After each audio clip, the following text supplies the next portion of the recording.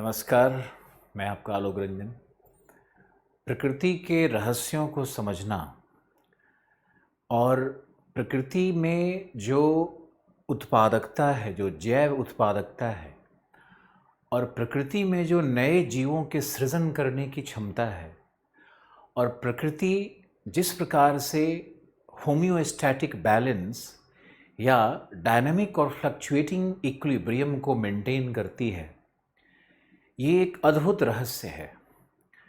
प्रकृति जब भी अपना स्वयं विनाश करती है तो उसमें सेल्फ सस्टेनिंग मैकेनिज्म्स होते हैं और वह अपने आप को पुनर्जीवित कर लेती है। प्रकृति के पुनर्जीवन और प्रकृति के पुनर्भरण एवं प्रकृति में जो अद्भुत क्षमता है, ऊर्जा और जो प्रकृति के तत्व हैं, उन एलिमेंट्स के आधार पर, उनके क्रियाओं के आधार पर अपने आप को पुनः सृजित करने की वह वेटलैंड्स में भी दिखता है। अतः वेटलैंड्स बायोडाइवर्सिटी एवं जीवों के क्रिएशन एवं उनके पुनर्जीवन एवं म्यूटेशन जैसी प्रक्रियाओं के केंद्र होते हैं। वेटलैंड के विषय में यह अनोखी बात मैंने एक अच्छी पुस्तक में पढ़ी, तो मैंने इस कार्यक्रम का प्रारंभ वेटलैंड के इस इंट्रोडक्शन से ही शुरू करना सोचा, जिसमें कि वेटलैंड को एक ऐसे हाइड्रोलॉजिकल यूनिट या जियो हाइड्रोलॉजिकल यूनिट के रूप में दर्शाया गया है, जहाँ पर 5 विशेषताएं प्राप्त होती हैं। पहला, वहाँ हाइड्रोलॉजी और पेडोलॉजी, जहाँ सॉइल और जल दोनों का मिलन हो, जो इंटरफेस हो, वह वेटलैंड है। दूसरा, जहाँ बायोडाइवर्सिटी यूनिक हो, वह वेटलैंड है। जहाँ जैव विविधता अपने आप में अनोखी हो, वह वेटलैंड है। तीसरा, जहाँ बायो प्रोडक्टिविटी यानी जैविक उत्पादकता भी एक्सेंट्रिक हो, यूनिक हो, अनोखी हो, विलक्षण हो, वह भी एक वेटलैंड हो सकता है। चौथा, वेटलैंड एक प्रकार का वह जैविक क्षेत्र है जहाँ पर प्राणी जगत, वनस्पति जगत का एक अद्भुत संगम मिलता है और जहाँ पर स्पीसीज डाइवर्सिफिकेशन और कम्युनिटीज ऑफ स्पीसीज एक विलक्षण रूप से प्राप्त होते हैं। और पांचवा, इन्हें आउटडोर क्लासरूम भी कहा जाता है, यानी किसी भी उम्र के लोगों के लिए, किसी भी व्यक्ति के लिए ये वेटलैंड्स आउटडोर क्लासरूम्स यानी उनके प्रशिक्षण, उनके ज्ञान, उनके विद्या के अध्ययन के केंद्र होते हैं। अतः वेटलैंड हमारे वैज्ञानिकों के लिए, हमारे पर्यावरणविदों के लिए बड़े ही आकर्षण के केंद्र होते हैं। वेटलैंड की महत्ता सिर्फ इकोलॉजिकल नहीं है, सिर्फ पर्यावरणीय दृष्टिकोण से नहीं है, बल्कि इसकी महत्ता मानव के लिए भी है। जैसे नगरीकरण के प्रदेशों में जहाँ भी वेटलैंड्स प्राप्त होते हैं, वहाँ पर ये अर्बन फिल्टर्स का काम करते हैं। जैसे जो भी नदी, नाले, नगर के जो अर्बन वेस्ट हैं, पॉल्यूटेंट्स हैं, वो जब बाहर की ओर निकलते हैं शहर से, तो अगर वो वेटलैंड के माध्यम से निकलें तो जो भी मर्क्यूरी है या सॉलिड वेस्ट मटेरियल्स है या प्लास्टिक वेस्ट मटेरियल्स है या फिर जो नाइट्रोजनस मटेरियल्स है या सल्फर होता है, इन सभी का एब्जॉर्प्शन वेटलैंड कर लेती है, जिससे कि नदियों में स्वच्छ जल या अंडरग्राउंड वाटर रिचार्ज जो होता है, उसमें स्वच्छ जल का प्रवेश हो जाता है। तो वेटलैंड एक प्रकार का नेचुरल फिल्टर भी होता है, इसलिए इसकी बड़ी महत्ता है। और नगरीकरण के विशेष उद्देश्य से, ग्लोबल वार्मिंग से अगर हम समझना चाहें या क्लाइमेट चेंज के परिप्रेक्ष्य में समझना चाहें, यह एक प्रकार का कार्बन सिंक है, क्योंकि और नेचुरल कार्बन सिंक है, क्योंकि यह वायुमंडल में उपस्थित कार्बन डाइऑक्साइड को अपने में अवशोषित करता है। इसमें जो वनस्पति है, जो यहाँ पे माइक्रोब्स होते हैं, वो सब CO2 को एब्जॉर्ब करके CO2 की मात्रा को रेगुलेट करते हैं, तो इसकी महत्ता और भी बढ़ जाती है। फिर मान लो कि कोई एरिया है जहाँ पे फ्लडिंग होता है, बहुत बाढ़ आता है, तो ये अगर बाढ़ वाले क्षेत्र में जहाँ भी वेटलैंड्स होते हैं, जैसे नदियों के मार्ग में गोखुर झील हो तो वो भी एक वेटलैंड बन जाता है। तो या नदियाँ जहाँ पर इनलैंड ड्रेनेज का निर्माण करती है वो भी वेटलैंड बन जाता है। तो जहाँ भी वेटलैंड के क्षेत्र होंगे वो बाढ़ के लिए भी एक अवरोधक का कार्य करते हैं, क्योंकि वेटलैंड के क्षेत्र में जो अवसाद होते हैं वो अवसाद रुक जाते हैं और पानी फिल्टर होकर के बाहर निकलता है और बहुत सारे जल का वो वेटलैंड अपने अंदर में ही अवशोषण कर लेती है, एब्जॉर्ब कर लेती है, जिससे जिससे पानी का जो फ्लो है, पानी का जो वेलोसिटी है वो भी कम हो जाता है और बाढ़ की विभीषिका पर भी नियंत्रण उत्पन्न हो जाता है।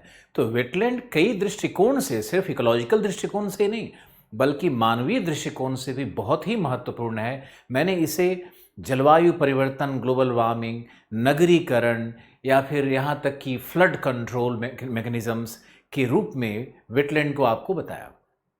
अगर आप इसकी डिटेल में जाओगे तो बहुत सारी चीज़ें जुड़ने लगती हैं, लेकिन आज उद्देश्य है आपको बताना कि वेटलैंड अभी करंट अफेयर्स में बहुत ही न्यूज़ में चल रहा है, क्योंकि 2017 में भारत में एक बिल पास हुआ और उस बिल में वेटलैंड के अंदर से क्रीक्स होता है तट के पास जो कटे छटे भाग होते हैं, इस्चुअरीज यानी ज्वारनदमुख, लैगून्स जो कि तट के पास के झील होते हैं और बैक वाटर्स होते हैं, इन चारों को उस एक्ट के अंतर्गत वेटलैंड के लिस्ट से बाहर कर दिया गया है।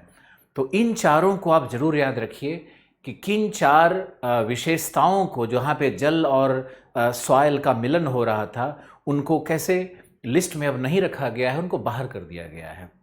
इसका एक कोड हो सकता है सिल्व, CELB। इस तरह से कोड बना करके आपको रटना चाहिए। और एक और ख़ास वजह से वेटलैंड बहुत इम्पॉर्टेंट हो रहा है, क्योंकि रामसर कन्वेंशन में, जो कि 2 फरवरी को 1971 में ईरान में जो बिल पारित हुआ था वेटलैंड के कंजर्वेशन और मैनेजमेंट को लेकर के, तो ये जो रामसर कन्वेंशन के अंतर्गत भारत के 10 और वेटलैंड्स को सम्मिलित कर लिया गया है। 2 फरवरी को ही मनाया जाता है वर्ल्ड वेटलैंड डे। तो आप देखो कि ये लिस्ट क्या है हमारे पास। ये जो दृश्य है ये वेटलैंड का ही है, जहाँ तहाँ पानी रुका हुआ है, जहाँ तहाँ जल का जमाव है, आपको एक ग्रीनरी दिख रहा है, यानी वह उभयनिष्ठ जहाँ पर जल, जहाँ पर मृदा, जहाँ पर वनस्पति और जहाँ पर प्राणी जगत, विशिष्ट प्राणी जगत का संगम हो रहा है, वह वेटलैंड है। वेटलैंड में सालों भर लगभग पानी जमा रहता है, लेकिन कुछ सीजनल वेटलैंड्स भी होते हैं जहाँ पर कुछ विशेष महीनों में जो ग्रोइंग पीरियड होता है प्लांट का, इसको याद रखिए, जो ग्रोइंग पीरियड होता है प्लांट का, उस टाइम पे जल जमाव वहाँ पर जरूर होता है। तो जल जमाव का एक जगह होता है जहाँ, जो कि निम्न ढाल भी होगा, वहाँ पर चारों तरफ उच्च ढाल है, पानी जाकर के कहीं किसी निम्न ढाल के क्षेत्र में जहाँ रुक रही हो, वो वेटलैंड बन जाता है। आप देखोगे कि नदियों का जो कछार क्षेत्र होता है, किनारे का क्षेत्र होता है, वो सब वेटलैंड्स होगा। या फिर जो नदियाँ जहाँ पर मुड़ती हैं, मिएंडर करती हैं, वहाँ ऑक्सबो लेक बन जाता है, जो पानी वहाँ शेष रह जाता है, स्टैग्नेंट वाटर जो होता है, वहाँ पर भी वेटलैंड बनता है। आर्कटिक क्षेत्र में भी बड़े बड़े वेटलैंड्स मिलते हैं। आर्कटिक क्षेत्र वैसे आइस फ्रोजन क्षेत्र है, लेकिन आर्कटिक का जो एरिया है, ग्रीनलैंड है और आइसलैंड है और जो साइबेरिया का फ्रिंज है, ये सब वेटलैंड का एरिया है। परमाफ्रॉस्ट रीजन भी वेटलैंड के अंतर्गत ही आता है। जहाँ पर परमानेंटली सॉइल फ्रोजन है, वह भी वेटलैंड के अंदर में आता है। बहुत सारा भाग है टुंड्रा का, टैगा का, जहाँ पर परमाफ्रॉस्ट रीजन है, जहाँ पे जल जमाव की स्थिति है, या फिर जहाँ पे ग्राउंड वाटर लेवल बिल्कुल ऊपर होता है, जिसे कहते हैं बॉग या मीडोज़। तो जहाँ पे बॉग और मीडोज़ का फॉर्मेशन होता है, वह एरिया भी वेटलैंड होता है। वेटलैंड में आपको एक डायग्राम दिखाना चाहेंगे कि जो पहले तो आपको ये हम दिखा दें कि वेटलैंड के फॉर्मेशन पे ये जो डिसिपेट्स स्ट्रीम एनर्जी, जो नदियां आ रही है वो निम्न ढाल में आने के बाद उनका वेलोसिटी घट जाता है, उनकी ऊर्जा घट जाती है। तो ये देखो, जहाँ पर भी लो जगह होगा वहाँ पर ये जमा हो जाता है। दुनिया का 50%, याद रखना 50% से अधिक भाग वेटलैंड वो है जहाँ पर पीट मिलता है, जहाँ पर पीट फॉर्मेशन है, या जहाँ पर पीट मड का एक विशाल भंडार है। जैसे आर्कटिक वाला जो मैंने बताया है, टुंड्रा वाला बताया, वहाँ पे पीट्स मिलते हैं। पीट क्या है कि जहाँ पर ऑर्गेनिक मैटर यानी कि जहाँ पे जैविक पदार्थों का, वनस्पति का डिके या पार्शियल डिके हो रहा है, क्षय या उसका अर्ध क्षय वहाँ पर हुआ है, तो वो पीट बनता है। पीट एक बहुत बड़ा कार्बन सिंक जोन होता है। पीट को आप लोग अलग से पढ़ने की कोशिश करो कि दुनिया में वेटलैंड में अगर देखा जाएगा तो 50% भाग तो पीट ही होता है। तो यहाँ पर भी ये पीट फॉर्मेशन को दिखा रहा है कि वनस्पति के सड़ने, गलने से, क्षय होने से, जो लोलैंड एरिया है, जल जमाव से यहाँ पर पीट फॉर्मेशन हुआ है। यहाँ लिखा है provides critical wild life habitat. ये वेटलैंड मैंने पहले भी कहा कि ये जैव विविधता का एक अद्भुत केंद्र होता है, तो वाइल्ड लाइफ का हैबिटेट होता है, यानी आवास स्थल होता है। यहाँ विलक्षण जीव मिलते हैं। Contaminants and sediment are filtered, ये भी मैंने आपको बताया कि जो पॉल्यूटेंट्स होते हैं या जो प्रदूषक होते हैं, जो अनावश्यक एलिमेंट्स होते हैं, वो यहाँ पर जाकर के फिल्टर हो जाते हैं और जल बाहर की ओर निकल जाता है। ये देखो यहाँ फिल्टर हो गया और ये जल बाहर की ओर निकल गया। Slow release of stored water, धीरे धीरे यहाँ से पानी, जब भी एक्सेसिव रेनफॉल होगा या नदी की धारा में परिवर्तन होगा, तीव्रता आएगी, तब ये पानी निकल करके वापस जा करके अपने किसी ईश्वरी में या लैगून में या जहाँ भी प्रवेश करती है वो नदी चली जाएगी। लेकिन ये भाग वेटलैंड इस पानी को फिल्टर कर रहा है। क्लीनर वाटर आउटफ्लो, पॉल्यूटेंट्स यहाँ रुक गए और क्लीन वाटर बाहर की ओर निकल रहा है। इसको वेटलैंड्स को नेचुरल फिल्टर कहते हैं। इसी कारण से आपको दूसरे डायग्राम में दिखाते हैं कि ये देखो आप, ये भी मोर और लेस वही डायग्राम है और उसी दशा को ये दर्शा रहा है। यहाँ पर बर्ड सैंक्चुरीज मिलता है। जहाँ भी वेटलैंड्स होते हैं ना, वहाँ पर बर्ड सैंक्चुरीज 80% केसेस में बर्ड सैंक्चुरी पाए गए। वहाँ पे बड़ा यूनिक बायोडाइवर्सिटी है और वहाँ पर जो पक्षियों का एक अभ्यारण्य है वो विकसित हो जाता है, क्योंकि वहाँ पर बहुत सारे छोटे छोटे वॉर्म्स और कीड़े और वो जो माइक्रोब्स और जो प्लैंक्टॉन्स और इवन अर्थ वॉर्म, इस तरह का जो वहाँ पे जो फूड चेन बनता है ना, उसके कारण ये बर्ड्स वहाँ पे अट्रैक्ट होते हैं और बर्ड्स के ब्रीडिंग का भी ग्राउंड बन जाता है। और आपको एक फैक्ट और याद रखना है वेटलैंड के विषय में कि वहाँ पर नए नए जीवों की उत्पत्ति हो सकती है। वहाँ प्रकृति नित्य नए जीवों का सृजन भी करती है। यानी वहाँ पर पृथ्वी के जो नए जीव उत्पन्न होने की क्षमता है वह भी वेटलैंड्स में होती है। तो इसलिए इनका संरक्षण और इनका कंजर्वेशन, इनका प्रबंधन बहुत ही बड़ा चैलेंज है। और WWF इस पे काम करती है, तो WWF ने इसको लेकर के बड़ी परियोजनाएं चलाई हुई हैं। आपको WWF की परियोजनाओं को भी ज़रूर पढ़ना चाहिए, ज़रूर देखना चाहिए। आपको मुझे ये दर्शाना है कि जिस 10 वेटलैंड्स की मैंने बात की, उसमें से मोस्टली यूपी और पंजाब में आपको मिलेंगे। आपको याद रखना है कि एक महाराष्ट्र में है नांदूर, और बाकी पंजाब, यूपी। अगर आप ऐसे भी याद रख सको कि ये 10 वेटलैंड कौन से हैं, तो बहुत अच्छा रहेगा आपके लिए कि मोस्टली उत्तर प्रदेश और पंजाब में हैं, और उसके बाद एक सिर्फ महाराष्ट्र का वेटलैंड सम्मिलित। ये वो 10 वेटलैंड है जिसको रामसर कन्वेंशन में के तहत ले लिया गया, अंतर्गत ले लिया गया, यानी इसका कंजर्वेशन अब WWF देखेगी। तो ये वेटलैंड के विषय में एक सामान्य डिस्कशन है। अब आपको कुछ विशेष तथ्यों के साथ समझाते हैं कि वेटलैंड है क्या। अगर आप मुख्य परीक्षा के दृष्टिकोण से देखोगे तो वेटलैंड क्या है, तो वेटलैंड की एक बड़ी सामान्य सी परिभाषा होती है कि वेटलैंड प्रकृति का वह निम्न भूमि क्षेत्र है, निम्न ढाल क्षेत्र है, जहाँ पर जल, मृदा और वनस्पति का उभयनिष्ठ होता है। जियो हाइड्रोलॉजिकल यूनिट है जहाँ पर 3 विशेषताएं या उसके 3 एलिमेंट्स मुख्य रूप से होते हैं। वहाँ पर जो वनस्पति होगा वो हाइड्रोफाइट्स होगा। वहाँ पे जो मृदा होती है वो हाइड्रिक सॉइल कहलाती है। और वहाँ का सबसे महत्वपूर्ण पक्ष क्या है? हाइड्रोलॉजी। यानी 3 शब्द हैं। पहला शब्द है हाइड्रोलॉजी। कोई भी वेटलैंड को अगर हम परिभाषित करना चाहें तो हम लोग देखें कि वहाँ की हाइड्रोलॉजी क्या है, वहाँ का जलतंत्र क्या है, वहाँ वहाँ का मृदा कैसा है, वहाँ की मृदा हाइड्रिक सॉइल होगी, दूसरा एलिमेंट है ये। और तीसरा है हाइड्रोफाइट्स, यानी कि वहाँ की वनस्पति जलोद्भिद होती है, यानी हाइड्रोफाइट्स होती है। तो ये तो वेटलैंड की परिभाषा है। अब हम देखते हैं कि वेटलैंड की परिभाषा के बाद सिग्निफिकेंस क्या है वेटलैंड का। तो जैसा मैंने आपको बताया कि इनको आउटडोर क्लासरूम कहते हैं। सिग्निफिकेंस में पहला है कि ये आउटडोर क्लासरूम्स हैं, क्योंकि ये पर्यटन के भी केंद्र बन जाते हैं और वैज्ञानिक रिसर्च के भी केंद्र बन जाते हैं, और आम व्यक्ति के लिए यह एक बड़ी ही कौतूहल और उत्सुकता का, एक क्यूरियोसिटी का ये केंद्र होता है। तो इसको आउटडोर क्लासरूम कहते हैं। दूसरा है ये नेचुरल फिल्टर्स हैं, ये नेचुरल फिल्टर्स हैं। तीसरा ये, इसको मैंने समझा दिया है कैसे अवसाद को और पॉल्यूशन को रोकता है, इसलिए इसको नेचुरल फील्ड। फिर ये है फ्लड कंट्रोल, फ्लड कंट्रोल करता है ये, यानी बाढ़ का नियंत्रण करता है ये। तो ये तीन सबसे महत्वपूर्ण कारण हैं। और इसमें अगर आप सिग्निफिकेंस में देखना चाहो तो एक मेरी तरफ से एक और ऐड करना चाहेंगे कि ये जीन पूल है, यह एक प्रकार का जीन पूल है जहाँ पर विभिन्न विलक्षण स्पीसीज प्राप्त होते हैं, जहाँ पर बायोडाइवर्सिटी बहुत उच्च होती है और नए जीवों का निरंतर निर्माण होता है। तो ये चार इसके मुख्य लक्षण होते हैं।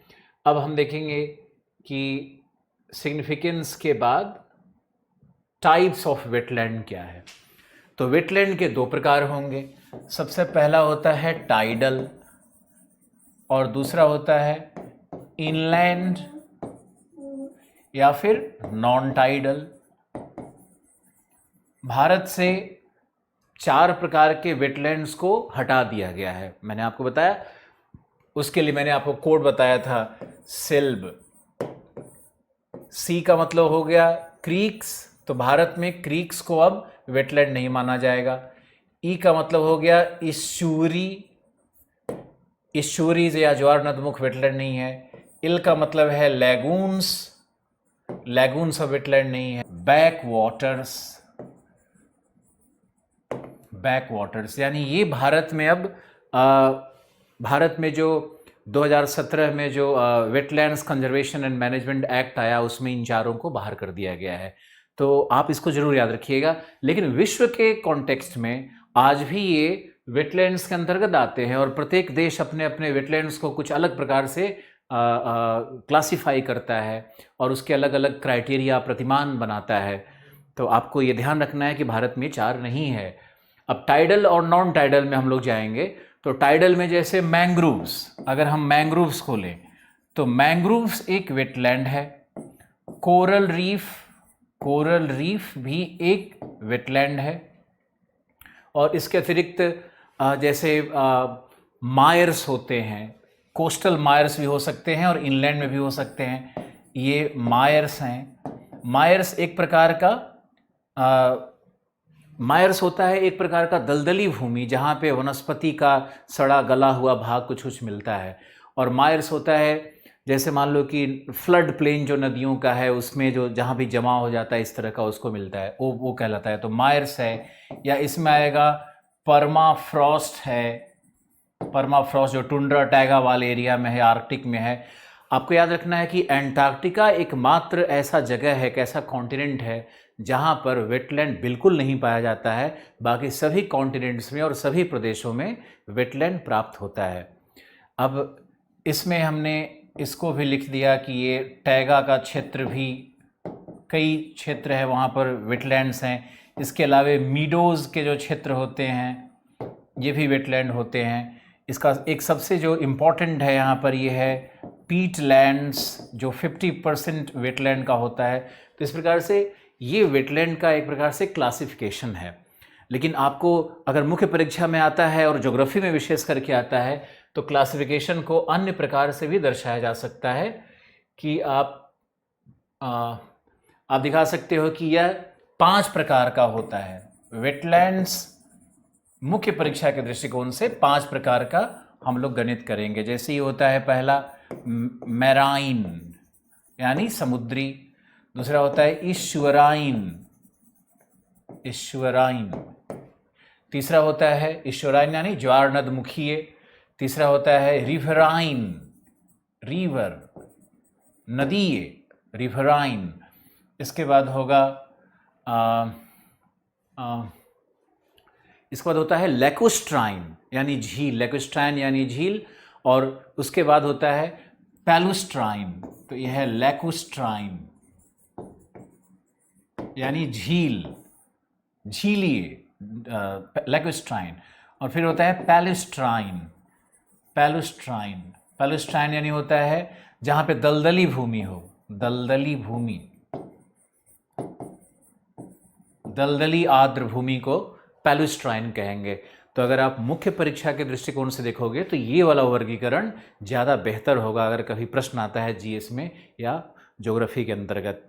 आपको एक और बात समझानी है इसमें कि जब भी आप मुख्य परीक्षा में लिखोगे या जीएस में आए या फिर भूगोल में आए, तो इसका जो उत्तर लिखा जाएगा उसके अंत में इसकी महत्ता को और इसमें जो थ्रेट्स हैं और जो कंजर्वेशन के उपाय हैं उसके विषय में अवश्य लिखा जाना चाहिए। तो इसमें कौन कौन से थ्रेट्स हैं, वेटलैंड कैसे खत्म हो रहा है, उसके विषय में हम आपसे बात करेंगे। क्योंकि ministry of environment, forest and climate change ने इस बात पे काफ़ी बल दिया है कि थ्रेट्स एंड कंजर्वेशन क्या है और उस पर हम लोग क्या उपाय। मुख्य रूप से 3 प्रकार के थ्रेट्स की बात गवर्नमेंट ऑफ इंडिया ने अपने पेपर में प्रेजेंट की है, जिसमें सबसे पहला है कि क्लाइमेट चेंज से वेटलैंड्स को थ्रेट मिल रहा है। क्लाइमेट चेंज के कारण क्या हो रहा है, सबसे पहला फैक्टर होगा इसमें क्लाइमेट चेंज। तो क्लाइमेट चेंज से क्या हो रहा है कि ग्लोबल वार्मिंग, और ग्लोबल वार्मिंग के कारण कहीं कहीं अति वर्षा, कहीं कहीं बर्फ़ का पिघलन, तो हिम नदियों का पिघलन, तो कहीं कहीं वेटलैंड के एरिया में फ्लड आ रहा है और वहाँ पे इतना पानी जमाव हो जा रहा है कि वो जो वहाँ के स्पीसीज़ हैं वही डिस्ट्रॉय हो जा रहे हैं, और वो एक बड़ा मार्श लैंड बन जा रहा है। और पानी यानी कि जो वॉल्यूमेट्रिक कैपेसिटी होती है वेटलैंड की, उससे ज़्यादा एक्सेसिव वाटर का प्राप्त होना, तो ये उसको डैमेज कर रहा है वेटलैंड्स को। दूसरा क्लाइमेट चेंज के कॉन्टेक्स्ट में हो रहा है, जो दूसरा एक्सट्रीम है कि सूखा पड़ रहा है, कहीं कहीं वर्षाहीनता हो गई है, नदी की धाराएं सूख रही है। तो इस कॉन्टेक्स्ट में जब वेटलैंड के हाइड्रोलॉजी ही डिस्ट्रॉय होने लगेंगे, जब वहाँ पे जल ही नहीं आएगा तो वेटलैंड अपने आप में धीरे धीरे सूख करके पूरी तरह से विनष्ट हो जाता है। तो क्लाइमेट चेंज के 2 एक्सट्रीम दिखते हैं, आइदर एक्सेसिव ऑफ वाटर और लैक ऑफ वाटर, यानी हाइड्रोलॉजी को प्रभावित कर रहा है। फिर हाइड्रोलॉजी कैसे प्रभावित होगा, तो construction of dams and reservoir. अगर नदियों के मार्ग में या जो कैचमेंट एरिया है नदियों के, वहाँ पर डैम्स और रिजर्वायर का निर्माण हो जाता है, तो जल का ऊपरी रीचेज में, अपर एरियाज में, जो अपर राइपैरेनिज्म कहते हैं या ऊपर वाले भाग में, उसको रोक लिया जाता है। तो उसके कारण जो लोअर भाग है, जैसे सोन नदी का एक बड़ा अच्छा उदाहरण है बिहार में कि सोन नदी का पानी ऊपर में रुक गया तो नीचे में सारा भाग सूखते जा रहा है, उसके आसपास के वेटलैंड के एरिया सारे सूख गए हैं। तो ये कंस्ट्रक्शन ऑफ डैम्स एक बहुत इंपॉर्टेंट है, क्लाइमेट चेंज इंपॉर्टेंट है। और तीसरा है पॉल्यूशन। अगर एक्सेसिव पॉल्यूशन होगा और यहाँ पर केमिकल वेस्ट बहुत सारा आएगा नगरीय पॉल्यूशन या इंडस्ट्रियल पॉल्यूशन के रूप में, तो यहाँ के जीवों में विनाश तय है। और ये जो है पॉल्यूशन के कारण यहाँ पर यूट्रोफिकेशन हो सकता है, यहाँ पर। यानी मान लो कि कोई एक ही केमिकल में, एक ही एलिमेंट का यहाँ पर इनरिचमेंट इतना हो जाता है कि उसी एक एलिमेंट पे, उसी एक न्यूट्रिएंट पे आधारित एक प्रकार का जीव वहाँ पे जीवित रहेगा और सारे जीव विनष्ट हो जाते हैं। तो ये बायोडाइवर्सिटी का एक प्रकार से यहाँ पे लॉस हो जाएगा यूट्रोफिकेशन के कारण, जो कि वेटलैंड के लिए बहुत घातक है। तो एक यूट्रोफिकेशन हो सकता है। दूसरा है यहाँ पर फॉस्फोरस का कॉन्सेंट्रेशन बहुत बढ़ जाता है, क्योंकि वेटलैंड एक नेचुरल फिल्टर है फॉस्फोरस के लिए। और इस क्षेत्र से जो फॉस्फोरस और मर्क्यूरी, ये 2 चीज़ों का ज़्यादा एब्जॉर्प्शन करता है। आप याद रखो इसको, फॉस्फोरस और मर्क्यूरी का। और कुछ मेटालिक जो होते हैं पॉल्यूटेंट्स, उनका भी ये अब्जॉर्प्शन बहुत ज़्यादा करता है। तो एक समय के बाद यहाँ पर इसकी अपनी एक सीमित क्षमता होगी एब्जॉर्ब करने की या फिल्टर करने की, और लगातार अगर ये कॉन्सेंट्रेशन बढ़ता चला जाता है तो फिर यहाँ के जीवों में बायोमैग्निफिकेशन हो सकता है, यानी कि किसी जो फूड चेन होता है उसके माध्यम से किसी एक टॉक्सिक का, एक विषाक्त एलिमेंट का जाकर के किसी एक जीव में कॉन्सेंट्रेशन हो सकता है, और वहाँ का जो पूरा बायोडाइवर्सिटी है या जो प्राणी जगत है वो विनष्ट हो सकता है, विशेष करके वह जीव जो कि फूड चेन के क्लाइमेक्स में होता है। तो वो उस जीव का यहाँ पर विनाश हो सकता है। और अगर ऊपर में इको जो हमारा पिरामिड होता है ट्रॉफिक लेवल का, उसमें अगर ऊपर में एक जीव भी खत्म हो गया है, नीचे में बेस में जीव खत्म होता है, तो पूरा ट्रॉफिक लेवल फिर कोलैप्स कर जाता है, फूड चेन, फूड वेब जो है वो सब डिस्ट्रॉय हो जाता है। तो इसी को कहते हैं कि होम्योस्टैटिक बैलेंस जो इकोसिस्टम का है वो डिस्टर्ब हो जाता है। तो उसके कारण वेटलैंड का विनाश संभव है। तो ये 3 थ्रेड्स हैं। अब इनके कंजर्वेशन के क्या उपाय होंगे? तो कंजर्वेशन के उपाय में आप इन तीनों थ्रेड्स को ही अच्छे से समझो।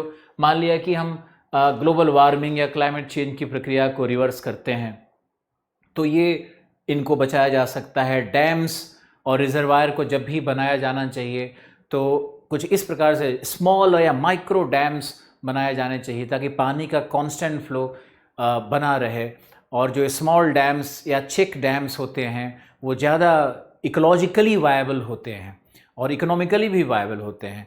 तो small check dams and reservoir को बनाना या नदियों के चैनल को बाइफरकेट कर देना, उनके चैनल का डिसमेंबरमेंट करना और एक उसके धारा को ले जा करके वेटलैंड एरिया में छोड़ना। बाकी का वाटर कंजर्वेशन आप करिए, लेकिन एक चैनल को कम से कम वेटलैंड एरिया की तरफ जाने दीजिए ताकि वो जीवित रहे।